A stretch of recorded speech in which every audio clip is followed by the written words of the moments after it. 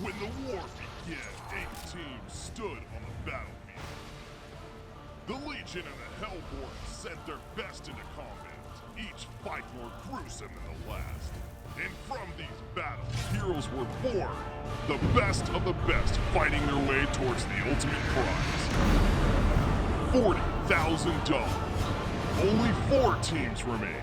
Who will be champion? Heroes of Newerth at the NASL Finals. Ladies and gentlemen, welcome to the Championship Sunday here at NASL Season 2 Finals. I'm Phil the Thrill, and this is going to kick it off with some Heroes of Newerth action. First, let's give it a shout out to our sponsors. We've got Azo, iBuyPower, Cooler Master, Kingston, HyperX, Twitch TV, and Beyond Gaming. Big shout out to those guys. Thanks a lot for making this happen. But we're going to, like I said, we're going to kick it off here with some Heroes of Newerth action. And so let's take it over to the teams. First up, we've got TradeMark eSports.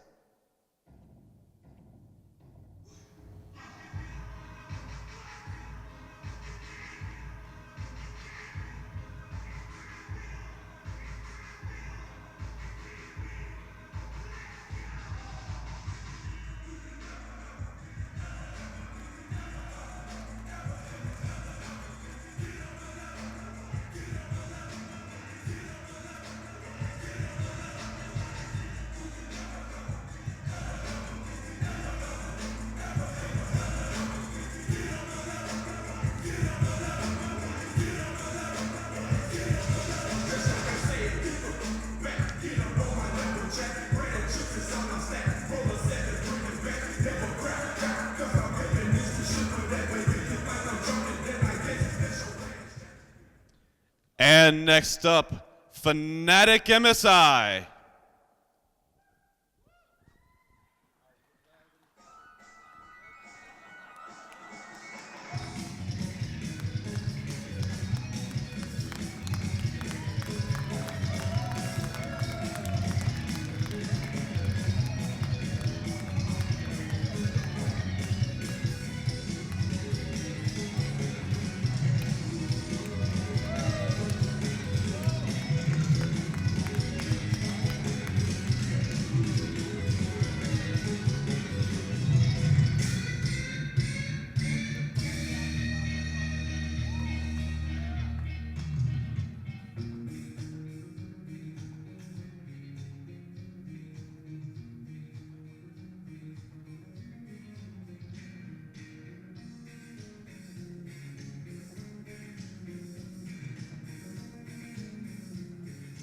TradeMark eSports taking on Fnatic MSI here in the third place matchup. Both of these teams came in at, actually it was number 4 and number 1 respectively. So Fnatic MSI coming in as the number 1 seed here, unfortunately losing to the team formerly known as Online Kingdom. TradeMark eSports taking a loss to, I believe it was, yes, Lions eSport Club yesterday. And we've got a great matchup here for you, ladies and gentlemen. Let's keep tuned. It's going to be an absolute blast here at the NASL Grand Finals, third place matchup. Yes, it is indeed. Hello, guys. I'm Breaky CPK, and yes, I'm joined by the one and only Suns fan of Good Luck, Have Fun Casting. That's right, sexiest caster alive, in my opinion. So, glad to have him by my side here, casting this third place matchup. But as Phil mentioned, this is a third place matchup. There's $7,000 total on the line between these two teams. $5,000 going to the winner of this. $2,000 for the loser. So no matter what, walking away with some money, but clearly a pretty big gap right there. But first things first, as I said, I'm joined by Suns fan. How you doing, man? You feeling pretty good? I am. I met Day 9 yesterday, and unfortunately, he wasn't too happy with me being called June 9, so I think I have to cut that out. But other than that, he's an amazing guy. This has been an amazing tournament, and really excited to get this going. It definitely has been an amazing event so far. Of course, what you're talking about on Friday and Saturday, we had each best set of 3 in the semifinals. Of course, as Phil kind of mentioned there, this Fnatic MSI team, we'll start with them. They faced Online Kingdom in that on the first day on Friday. Unfortunately for them, though, Online Kingdom was playing the best that they played, honestly, I've ever seen them. They played phenomenal here at this LAN event, and they took the series 2-0, sending them to the grand finals. As far as Fnatic MSI is concerned, that was a shocker, especially with them coming fresh off their DreamHack winner victory, wouldn't you agree?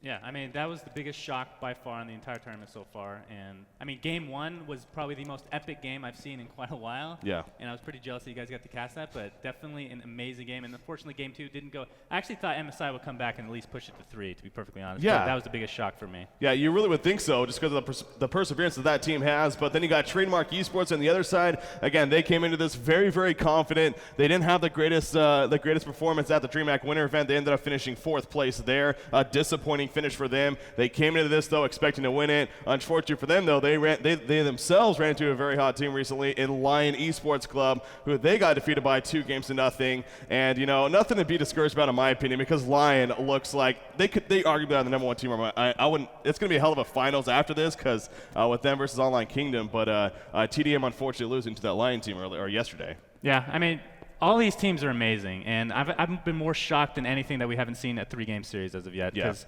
the teams are very close as far as skill-wise, but I think TDM a little bit of change with Moon Meander being picked up, and that's kind of a wild card in my opinion, and it didn't work out for them in the first series. Hopefully it comes out a little bit better this time. I think they misplayed him a little bit, but we'll see if they end up remedying that. That we will indeed. In fact, as you probably have heard, we are now in the game as it has started between Fnatic MSI and TradeMark eSports. So the 3rd place game is officially underway between these two teams. Now, about this matchup specifically, so we talked about how they got here. First off, you know, kind of a recap on the season as well. TradeMark eSports, they started off the NASL 4-0, including a 2-1 victory over Fnatic MSI. Now, there was a lot of discussion around that simply because Fly of Fnatic MSI, he actually ended up dropping in the first game. They had a decent lead in it. It was around 20-25 minutes in, I believe. He was playing Tempest, and he ended up dropping out while they were at Kongor. And then after that, you know, they ended up losing, and it ended up being a 3-game series that TDM ultimately ended up winning, of course. But as I mentioned, a lot of discussion surrounding that, and TDM was off to a hot start, but they finished off very, very slow. 0-3 in the last 3 games, but they just barely squeezed in the finals, believe it or not. As MSI, on the other hand, they finished off strong, and they took that 1st place seed going into these playoffs. Yeah, for TDM, it was more surprising than anything, the fact that their roster changed like a million times, and they were still consistent, at least at the first half of the season, like you were saying. Kind of a slow ending, but, I mean, in MSI's case, they were just solid throughout, I think. That one drop that you were talking about was obviously very unfortunate, but things like that happen in online play. Fortunately, this time, since we're on LAN, this shouldn't happen. Hopefully that doesn't happen. That would be pretty ridiculous. But no, we haven't any major issues like that, obviously, just yet. And with that said, definitely the NASL staff here deserves a lot of credit for not only the venue that they set up, but in terms of actually running this event, making sure it's gone very, very smooth. At least from my point of view, and from a lot of the reaction that I have seen, it's been a very legit event. It's been very, very smooth for the most part, and there hasn't been too many technical issues. You know, when you're at a LAN event, you're bound to have some, but I think they've done a fine job. So, but here we are in the 3rd place matchup, and as you can see, of course, the picks have started. So let's jump right into it and start going over the bans. As far as the bans are concerned, we are looking at Magebane, Tremble, Tempest, Plague Rider, Parasite, Torturer, Demented Shaman, and Pebbles. So those bans right there, you know, you got your Tremble ban, clearly banned by Fnatic MSI. Well, actually, at least let me actually double check on that. So Fnatic MSI banning Tremble. Of course, Tralfamador, fantastic Tremble player. Yesterday, though, he did play it twice against Lion Esports Club. Wasn't as successful as we've seen it in the past, but still Fnatic MSI showing some respect for that Tremble ban right there. And the reason that is because Lions is pretty pimp. That's probably why they did so well against Tremble. But yeah, they're going to see that ban because Tralfamador is one of the few people, or yeah, I'd say one of the few people to play him consistently, and he's been absolutely dominant. We saw that at DreamHack, we saw it in other tournaments, so not too big of a surprise in that matter. And obviously, Magebane, I'm surprised they didn't come to an agreement like last series where it was auto banned by the teams, but going to be banned nonetheless. And I mean, not too big of a surprise past that. We have Demented Shaman, which we see every time now being banned. I mean, looking at like Zephyr being picked up by MSI here, obviously they want a hero kind of like a Demented Shaman, so they end up going with Ophelia and probably another healer after that, I would think. Well, that's the interesting thing. So we're talking about these bans, you know, really nothing too questionable, you know, going over them. We talked about the Tremble one. If anything, that's kind of the oddball, but other than that, you know, pretty obvious bans. But Now, a hero that is considered to be one of the most powerful heroes for a team is Zephyr, played by Fnatic MSI, and that proved to be the case, especially at the most recent DreamHack Winter event. But TDM clearly showing that they're comfortable going up against Zephyr, who will most likely be swapped to Trixie, who plays as Zephyr hero for Fnatic MSI, as he seems to play those, carry roles, and definitely does a lot for the team. So I'm really curious now to see how TDM reacts to that, because that's going to be an uphill battle. You got to believe right from the beginning. But they go Zephyr. On top of that, of course, they started with Ophelia before that. So two very, very strong picks for them. They followed up with Midas and Voodoo Jester. So Triple a little heal. bit of a twist there. Midas not so much, but Voodoo Jester, definitely a little bit of a twist there for Fnatic MSI. Well, the thing I like about Voodoo Jester, he's not picked up very often, but now that we're doing a little dual game, baking game, or whatever you want to call it, Yes. I think he's a little bit better in that regard, because you can use them both offensive and defensive, and it's going to be interesting to see what they actually do, because I think Zephyr and Voodoo Jester is a good combination. Both, like if you end up getting the cursed ground, you can just rape people's faces with Zephyr. And if you want survivability, you can just get the heal. So, but looking at their team, they have 3 heals, so a ton of survivability coming out, going on with the Zephyr. So I'm interested to see what their 5th pick is going to be. And for TDM, I think the biggest thing that they need to worry about is, for me at least, is Moon Meander, the wild card. And in the first game, he played Drunken Master, and I thought he played really well. Just didn't end up working out for them. In the second game, he played more of the suicide lane with, I think it was Midas. Midas, yeah. And it didn't work out. That's not really his playstyle, so I hope they don't end up going with that this game. Yeah, obviously a large focus is going to be on him, but as you mentioned, I agree with you. I honestly think he did fairly well yesterday. This is a completely new experience for him. Want to be very clear on that. He doesn't really have any competitive experience, especially on a LAN setting, let alone even online. He is more of a pub player, very, very good pub player at that. But going into this, there were a lot of questions with Moonmeander and how was he going to perform. The first day, I thought he did decent. We'll see how he matches up though against now this Fnatic MSI team. But TDM, they finished off. So let's actually look at their lineup now and see who they're working with. So we are looking at Valkyrie, Tundra, Glacius, Myrmidon, and Kraken to finish it off. And actually Moonmeander going to ready up on that Kraken hero right there. So I must say a very, very aggressive TDM makeup here. This tends to be, their usual, their forte really when it comes to making a lineup. They like to play aggressive, like to really take it to the other team and kind of tilt them in that sense. So I think they definitely accomplished it with that said, but, they are going with some interesting picks. Myrmidon hasn't been seen as much on the competitive scene ever since that tri-lane phase died out. But what do you make of the Legion team over here, Suns fan? Oh yeah, like you said, very aggressive. Tundra's obviously going to be some sort of solo situation, and their lanes can go several ways here. I'm assuming they could technically tri-lane if they wanted to, but kind of hoping against that based on the fact that Kraken in the tri-lane is pretty terrible. But I think they could obviously do what I like to call a death tri-lane with a Valkyrie and whatnot and Kraken and solo, but we still could see the dual lane coming out, which I'm hoping for actually. But yeah, it's a very aggressive lineup, and I don't know about you, Breaky, but I've unbuttoned my pants, so I'm ready to go. That is good information to know right there. So that's when that happens, that Suns fan's ready to go. So I'm sure we can all say that we are ready to go now, as long as he is. So what the game has obviously started here. We are now officially in. Now again, I want to reiterate this: the players, they can hear us, so we got to be very careful in terms of what we're saying. The numbers that we're giving out. Obviously, when Congress going on, can't really pay too much attention to that. So keep that in mind when you are watching the cast. And so as obviously, as far as the lanes are concerned, can't really talk too much about it just yet. But of course, we'll show you on the screen so you can see how things are setting up. But now, as far as going back to Fnatic MSI, you mentioned they're surrounding that Zephyr as they tend to do. A lot of heal support surrounding that. Ophelia, Voodoo Jester, Midas, and then they finish it off with, of course, Pharaoh, who is a very, very good suicide lane hero, if not 1 versus 1. And so obviously we'll see how he ends up matching up. But I really think it's safe to say Fnatic MSI, they got a lineup that they're going to feel very comfortable with. Fly on that Ophelia, Trixie on that Zephyr, No-Tail on the Midas, Fresh Pro on Pharaoh, and then of course Nova. He can play any hero in the game that has some type of support to him, and of course Voodoo Jester definitely fits that role. So really, when I look at Fnatic MSI's lineup, I can definitely say that they're 100% confident with who they got here. Yeah, I'm a big fan of the triple heal lineups, and this one is it's just dirty. I mean, Zephyr, I have a problem with when I usually cast is I always end up calling kills that aren't going to happen, like at the last second somebody gets healed or something like that. And this is going to be one of those games where Zephyr's just going to continually get healed. I mean, if you really think about it, it's kind of a quad heal lineup with Zephyr. Cyclones. Yeah, with Cyclone on Zephyr. So it's going to be fun to watch. I really do like their lineup as a whole, though.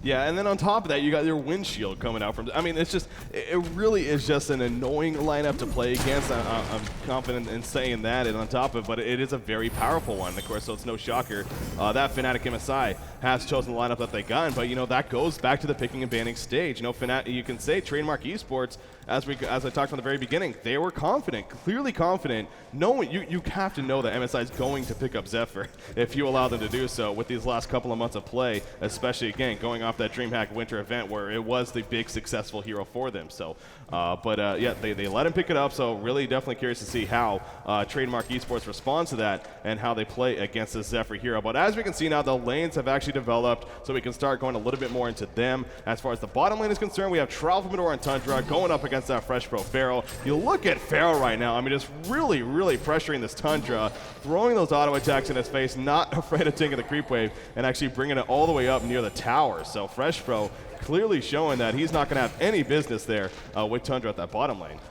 Yeah, I mean, Tundra typically is really good against melee, but not going to be until he gets Co-Earl into the mix, and then he can actually kite Pharaoh a little bit. But I do like that matchup overall. It's pretty even for the most part, and I mean, both heroes are the type of heroes, once you hit level 6, you're going to start ganking, so we'll see if that ends up being the case, considering they're going to be both getting solo experience for the most part at bottom. Yeah, very, very true. Definitely both of them, of course, with the Avalanche on Tundra and then the Wrath of the Pharaoh coming out from Pharaoh, going to be the ideal gank abilities in terms of playing aggressive. And, of course, the Shiver from Tundra. That's where things get really interesting. We talk about it from time to time whenever we see a Tundra, just one of the highest skill cap heroes, simply because if you can control that Shiver constantly, get that micro factor up, of course, Tralfamador, by all means, very, very legitimate when it comes to that. So I definitely expect him to be able to control that Shiver well and cause a lot of issues. But now the lane I actually really want to address here, as we see at the top side, I mean, we got an interesting thing going on up here. We have Valkyrie Mirror. Now, by the way, there's a little bit of initiation. The Aztec are going to be used. The Vagabond into the front lines. There's a Gus on a Valkyrie. Going to leap away. Those will be fine for now. You see the waveform away from Mirror, but Glacius joining the party,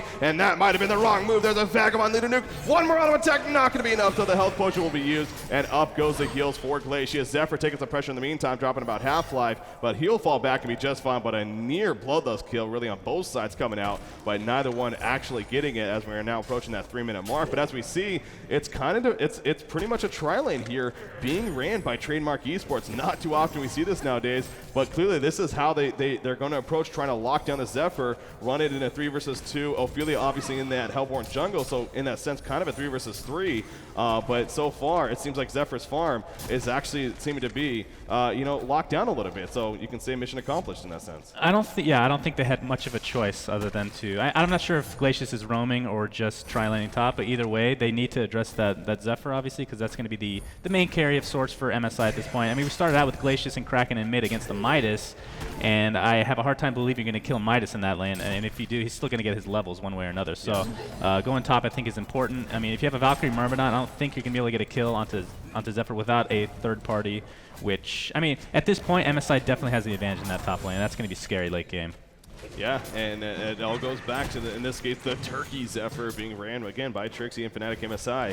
How his farm is starting off a little bit slow, but it is Trixie after all, and we see every single time we watch Fnatic MSI, we just talked about this yesterday, or the first day, excuse me, when they played against Online Kingdom, how no matter how struggling the team seems to be, he will actually be doing he will be doing decent at the very least, if not doing a great job and keeping his team in the game. So I definitely expect, despite the slow start, for Zephyr to pick that up and be just fine. Or, I mean, you never know though. I guess TDM will see if they can keep him locked down. You see Pharaoh right there sniping the Curiel with the hatchet that he has. So well played on his part. But obviously, as we talked about earlier, both the level 6 mark going to be important. Tundra and Pharaoh both at level 5 right now. So we'll see in the very near future if they start to move around. But the last matchup we haven't really talked too much about is, of course, this Midas versus the Kraken. By the way, at the bottom lane, a little bit more initiation. The free's going to go out from Glacius as he comes up for the gank. The piercing shards. One more auto attack, maybe going to do it. No, the health potion going to be activated by Pharaoh, but that's not going to be enough. Tundra with the bloodlust kill, and TradeMark eSports on the board up 1-0 in hero kills. Meanwhile, in the middle lane, Midas chasing back Kraken,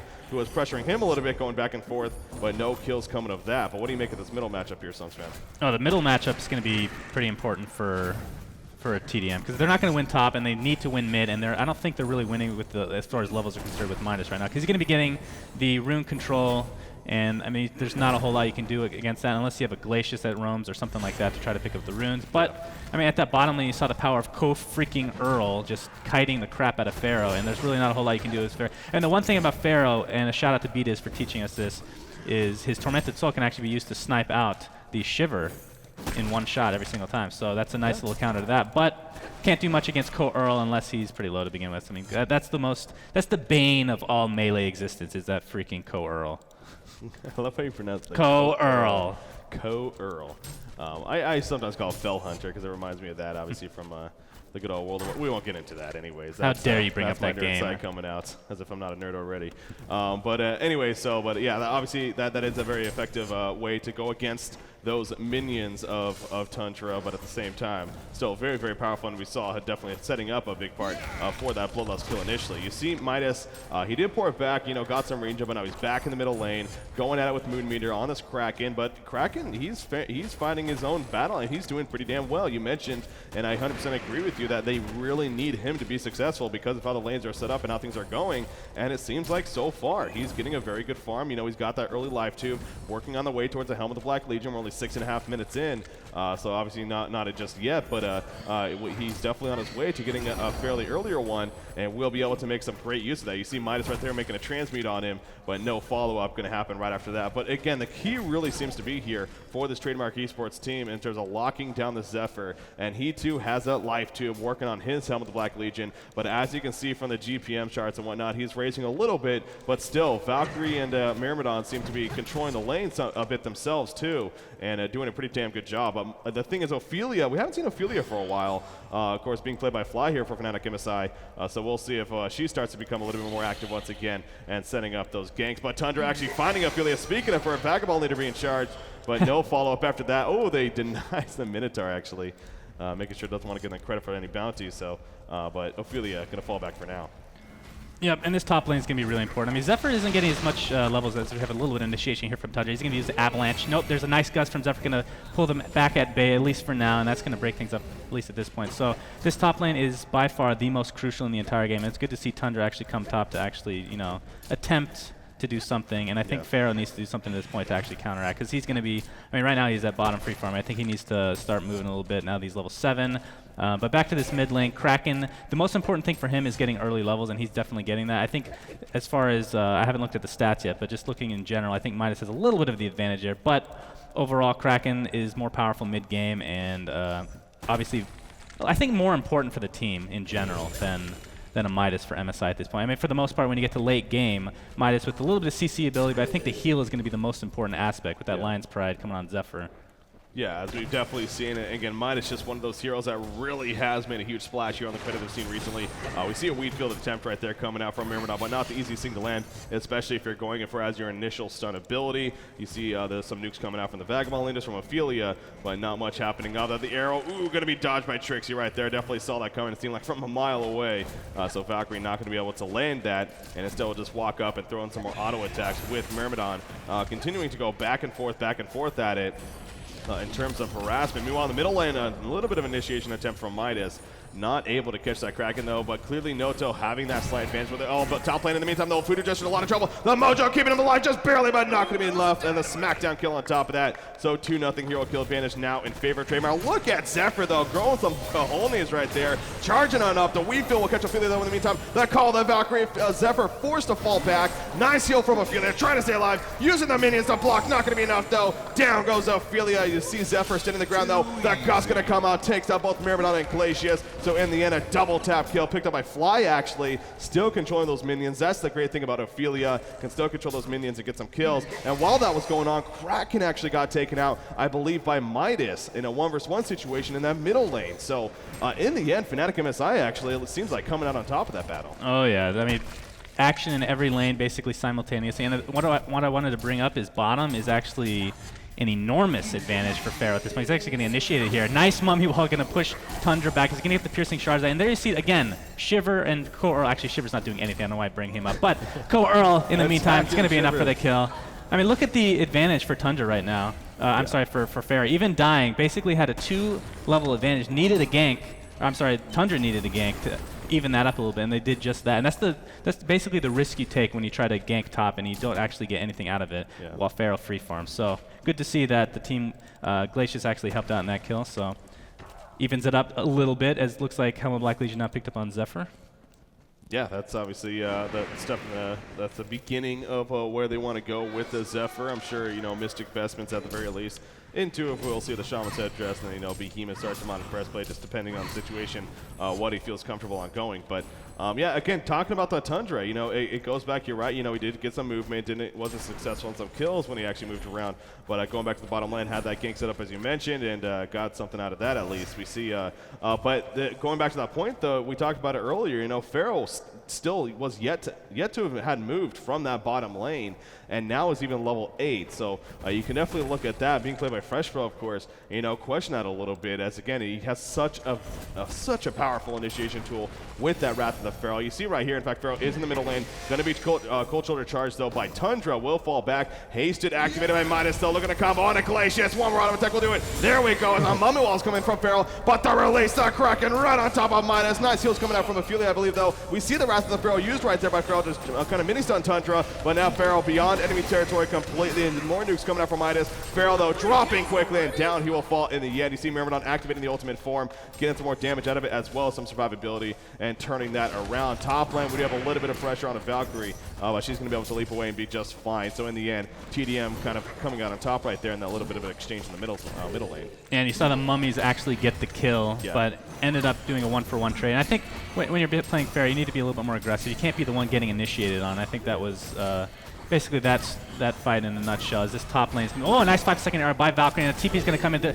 Actually, Hellborn did get the tower there. Are they going to apply enough pressure to Zephyr here? I'm not sure exactly. As Cold Shoulder is going to be used, and Zephyr's actually going to go aggressive mode. He thinks there's enough heal going to come out. It looks like Tundra is going to get killed. Zephyr's going to try to apply some more pressure to the Valkyrie. Valkyrie's going to try to run. See, look at this heal. It's ridiculous. A ridiculous amount of heal. Getting Zephyr 2 kills. Oh, that torrent coming in from Kraken. Now, so finally get the kill onto him. And the baby taunt on top of this on Moon Meter finally making some big plays there for TDM. But Moon Meter now in a lot of trouble. So the transmit going to be used, and Moon Meter will fall. Hat trick coming out for Nova right there on Voodoo Jester of all heroes. And they will continue to push with or without Zephyr. So clearly, dear God, though, I mean, Zephyr survived forever right there. That shows the power of him, especially with heal support. They push in the secondary tower, and TDM in the end of that fight coming on the losing end. And MSI, despite the Zephyr death, I'm sure is still feeling pretty damn good about that. In typical Nova fashion, taking all the kills. I mean, no, seriously. Come on, buddy. Come on, Nova. You're better than that. I'm just kidding. But yeah, that was definitely a big fight for MSI. I think they definitely have the advantage right now,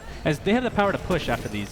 I mean, I feel like, as far as late game's concerned, Valkyrie's probably a little bit better at carry than Zephyr, but especially being able to get that shield breaker at some point, which I'm sure she's going to pick up just to counter the Zephyr tankiness. But I don't know. It's an interesting 2 lineups going against each other, where late game isn't necessarily in the favor of TDM, but I think with Kraken getting the levels, you're going to have that advantage. So I think it's a good idea for MSI to keep the pressure on. I mean, with all that survivability that we've talked about ad nauseum this game, they should continue to push at this rate.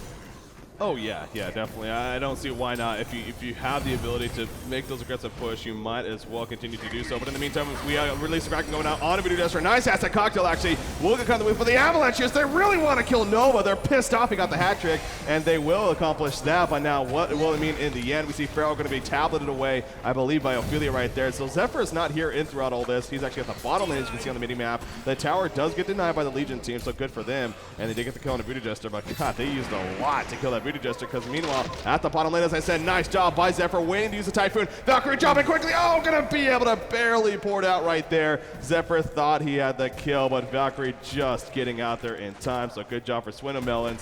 But Zephyr getting a lot of free farm here at this bottom lane, and the push continues. Despite the tower being denied, it still went down in their favor. That is now 3 tower kills dead. Zephyr is still pushing the bottom lane, getting it to about half life right now. And Myrmidon, oh, now he's in a lot of trouble. Gus going to be trying to get into waveform away in the wrong direction. Nice little juke right there, attempt by Z-Freak, but clearly the hasted Midas just too much. No getting credit for the kill, and now an 8-7 hero kill advantage in favor of Fnatic MSI. Yeah, it looks like they're going to take down this tier 1 tower, most likely, as a Tormented Soul is actually going to scout out Glacius. He's going to probably get instigate here for the most part. He's going to try to get his ult up, but it gets canceled right away. And a TP in from Kraken and Tundra. Are they going to be able to actually apply any pressure here? There's the Curse Ground on Tundra, and it looks like the pressure's now going to be applied by MSIs. They're going to completely dive this tower, and it looks like Tundra is going to die one way or another. Does get killed, I believe, by Nova yet again. Jesus horse, man. Getting all these kills on freaking Voodoo Jester. Nova's tired of not having any items like he had yesterday, or the first day. Yeah. He's got Steam Boots now. That's amazing. He better get Staff of the Master on Voodoo Jester. Yes. That's all I got to say. Yes, so that would be epic with the split right I there. mean, they take down the tier 1 tower at bottom, and they can continue to push this because not only do they have great tower pushing with Ophelia, but everybody else on their team basically is amazing at lane pushing, which is a very underrated pushing ability. So, as looks like Zephyr's actually going to TP top and push that a little bit, but yeah, I mean, this is going pretty well for MSI for the most part. Yeah, of course, Zephyr just going up top, again, just because they can push, it's one of those cases, and a big shout out to Artosis, as I always like to say when I say this, if you're ahead, you might as well get further ahead, as the Starcraft 2 casting scene would say, and it definitely fits the case for most games. The same can be said for Heroes and Newerth here. So, but in the meantime, they're gonna catch Glacius off into the jungle. You see that transmute coming out from Midas, just most of that burst damage, just easily dropping Cinder right there on that Glacius. So now you got Ophelia making her way to the bottom lane. Got that one Vagabond leader, the 2 Minotaurs. A very aggressive push, triple army right there. Midas and Pharaoh joining the party, and we talked about Zephyr still up top here, but now going to start falling back, and so you see about going somewhere else. But Wrath of the Pharaoh canceled right there by Fresh Bro. He likes to do that with all the stop canceling. You see post dates was picked up by Midas, so he's going to be able to start moving around really aggressively. Now this is No Tail after all. This is what he does. He just moves all over the place and likes to continue to be very, very aggressive. So definitely a very fitting hero for him. As you can see, he's going to go away right here. But Zephyr continuing to farm the top lane. Can actually take out the Shiver right there with that Gust ability. And now going to get some free farm out of the Curio. No, maybe not actually. Curio going to try to cut him. Not going to last too long though. Zephyr just a little bit too powerful. So TradeMark eSports definitely in a big hole right now. Really, you got to figure it's going to come down to, can they get that shield breaker? Can they get, that Soulspore kind of Kraken? Speaking of Kraken, they're getting caught with the Wrath of the Pharaoh. Charging out Pharaoh though. The Acid Cocktail will hit, but not really much follow-up coming in. Or will there be? In comes Midas trying to land the transmit. Nice juke by Moonmeter actually. A 5-second arrow. The release that Kraken on top of Midas. They're going to try to turn this around. And holy crap, Pharaoh's dropping quickly, but nice heal coming up from Ophelia. The charge again from Kraken, but more heals are freaking coming in. Are you kidding me? Down goes Kraken. The heals are just too powerful on Fnatic MSI. They even got an Astrolabe in the mix now on Ophelia, and now the chase continues to happen in favor of this Fnatic team. Power of survivability. I mean, these fights are lasting like 30 seconds, and nobody dies for MSI ever. So it's not looking too good for TDM at this point. I mean, they could split push if they wanted to at this point. I mean, with that post haste on Midas, he can push one lane by himself. Zephyr can push another lane, and Ophelia can push the third. So theoretically speaking, you take all those. I expect them to go perhaps, I'm not sure what they're going to do, but I mean, taking out these outer towers, typically going to end up going for a Concord at some point in this game afterwards to ensure ability to actually dive the towers and whatnot. But at this point, Valkyrie just doesn't have any items to speak of as far as countering Zephyr. Zephyr's actually going to miss a Gust here in mid, and looks like they're going to get this tower with relatively no resistance from TDM. Yeah, it's one of those cases. I mean, TDM can't do anything in that situation. It's literally, it's just too massive of a push. So Fnatic MSI, again, they can continue to push here if they really want to, and really look at the Energizer on somebody was picked up as we see it going off right there. It looks like actually by Kraken charging in with that Midas, trying to get the kill on him. The Glacial Downpour going off, and down goes Midas right there, but Zephyr still very, very tanky as he is. Pharaoh on the front lines as well, but nobody dying for TradeMark, so Fnatic MSI getting very aggressive right there, and ends up giving TradeMark eSports a couple of kills and making a third kill out of it. The Avalanche onto Ophelia, trying to finish off her, and that they will, so it ends up being 3 kills in total, as you see Zephyr and Voodoo Jester making their way the hell on out of there. So, but a great take right there for TradeMark eSports, and that was more of a case though of Fnatic MSI getting a little bit confident, perhaps getting a little bit cocky, and diving into the base as we see No Tail and Fresh Bro. I guess you can't be too surprised that it was them, but still, when you're in the situation, that's the last thing you want to do is get the other team back into the game. Yeah, and I think the issue with that, obviously the overextension in general, but you need to, well, as we might have some action here in mid, as Kraken's going to apply a little bit of pressure to Zephyr, but it looks like they're going to finally get their first tower, I would think, unless some defense is going to be made here from TDM. You see the Acid Cocktail bouncing left and right, as Zephyr's actually going to initiate here. Actually, nothing's going to happen. I'm just going to pretend this isn't happening, because, I mean, look at Zephyr being kited completely by this co-Earl. So what happened in that last fight, basically, Midas went in. I mean, look at his items. He has no survivability. He went complete early to mid-game build with the Energizer, with his post-haste and whatnot. I mean, he has the Bracer, I guess, so it's better than nothing. But doesn't have much health to speak of, so he's going to get insta-give for the most part if he's in front. And there you see Wrath of the Vagina being used on Glacius here. Most likely going to get the kill for the most part. I mean, that's the thing they should have done for the beginning, is rely on that Wrath of the Vagina. Is that the alternate name for it? I Yes. wasn't aware. Okay, Yes. just wanted to make sure on that. I asked S2 if that was true, and Gotcha, it is. So gotcha. It's a they just secret forgot alternate name. Yeah, they forgot to put the note there, so it's all good. Fair enough. But yeah, just using it again right there, and Glacius just Sender on Glacius. It's not. That's his ward bitch duties. You know, he's bound to die over and over. We see it all the time, but yeah, dying once again right there. But you mentioned that Energizer pickup on No-Tail, of course, playing that Midas. So, and it is fun seeing that. That's one of the least picked up items in the game. It's actually one of the newer, if not the newest. I can't actually. I'm not exactly sure on that, but I think so. But yeah, but seeing it picked up there again, that really continues the very aggressive nature that, of course, Fnatic MSI is going with here.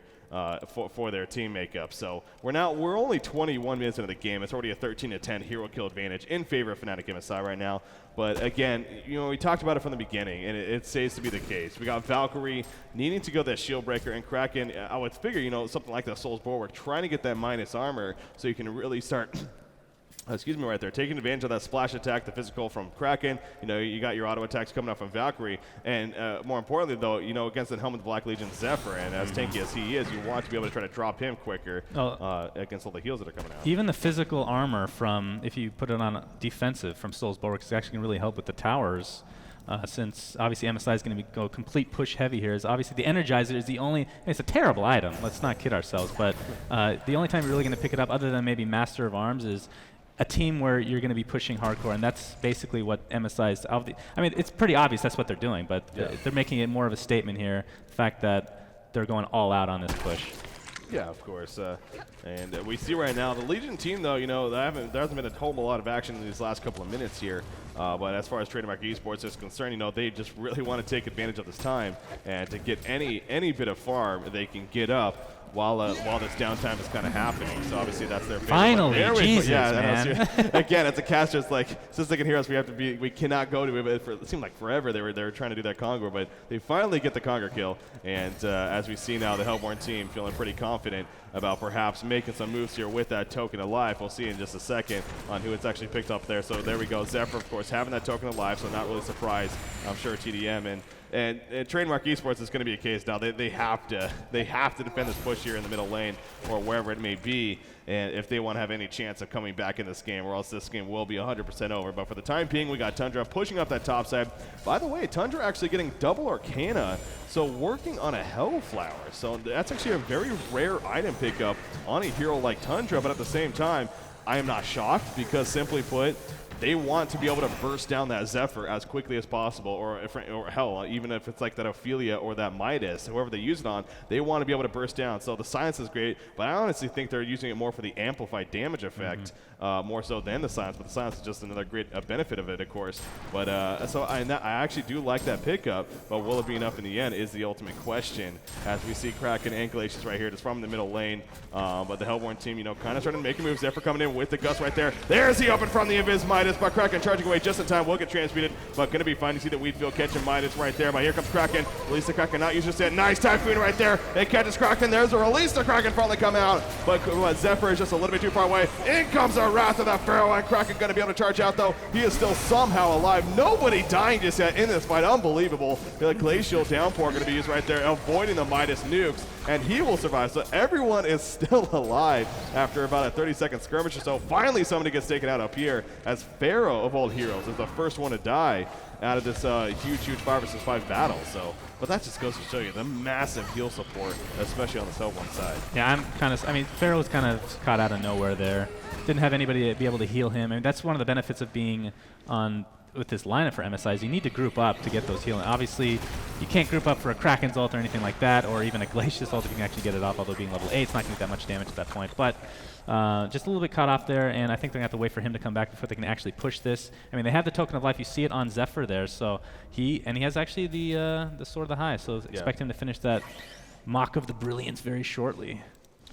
Yeah, Maka Brilliance will just be some more necessary damage here now for the Hellborn team. As we saw in that last fight, you know, they don't have the greatest damage output. They are more about a survivability team makeup. But now the hero that they can guarantee themselves to kill is, of course, Sender on that Glacius, and we see again right there.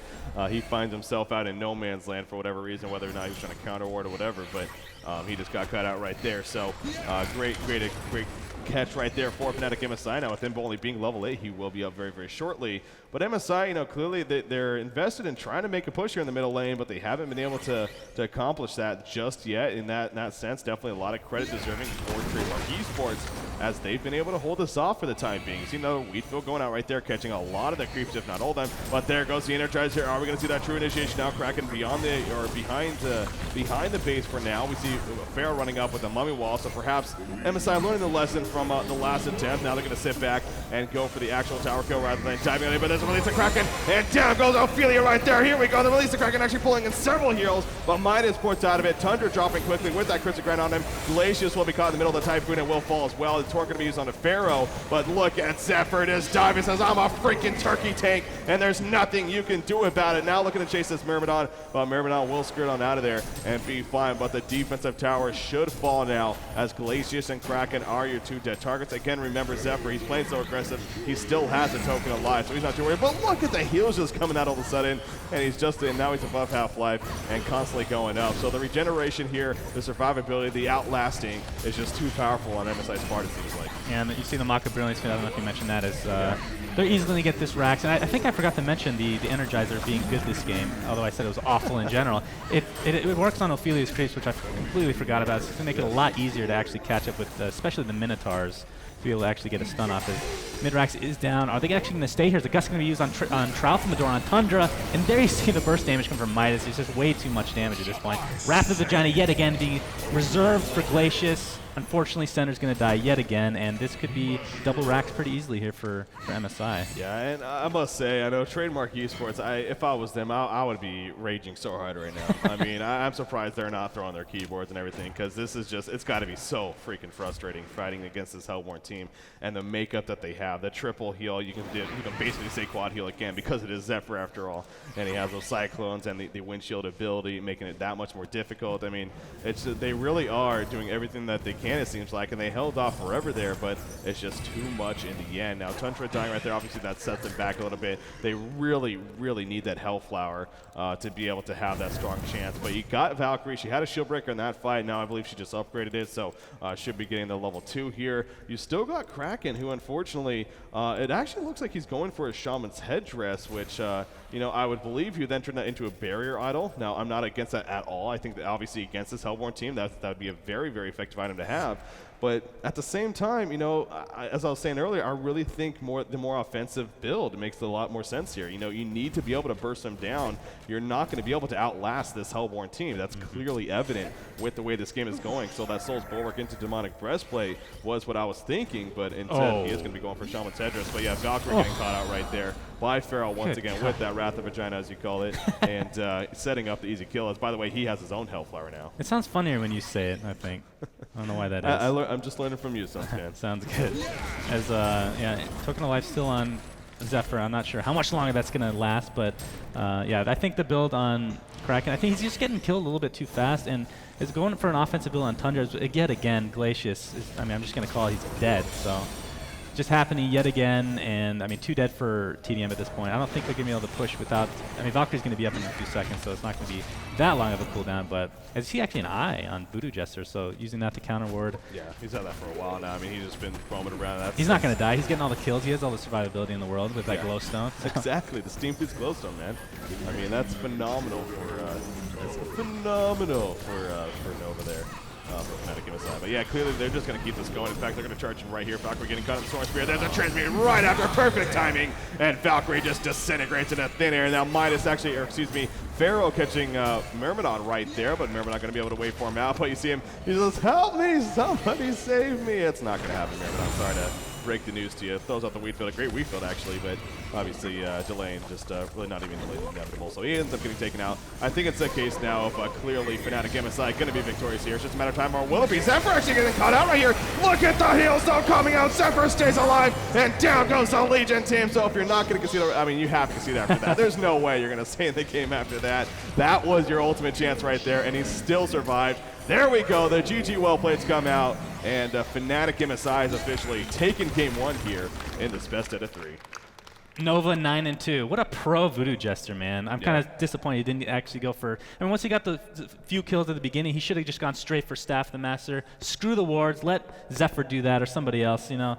But yeah, very good game for MSI. Obviously, their strategy was not hindered whatsoever by what TDM did, with the quadruple heal action we were talking about. So, I mean, it's very entertaining to watch and obviously very frustrating to go against as TDM. So expect rage to ensue. I expect, well, on a more serious note, though, I definitely expect Zephyr to be banned next game. I mean, we talked about it from the very beginning. It's you do not let Fnatic MSI pick up Zephyr. And I know there's so many heroes that they play, but it seems like recently Zephyr has just been their #1 go-to. And if they get the chance to, in fact, I talked to Trixie at DreamHack, and when they played, I believe they came off their match against Lion. It was in the semifinals. I was asking him, you know, how'd you dominate Lion so badly there? And he's just like, well, they let me pick Zephyr. I mean, so it simply comes down to that. So I think it's safe to say this next game we are gonna see that Zephyr ban from TradeMark eSports. But with that said, guys, definitely stick around. We're gonna have game 2 coming up and Breaky CPK joining me as Suns fan. We're here casting for the NASL finals. This is the 3rd place matchup here between TradeMark eSports and Fnatic MSI. It's currently 1-0 Fnatic. Stay tuned. Game 2 coming up next.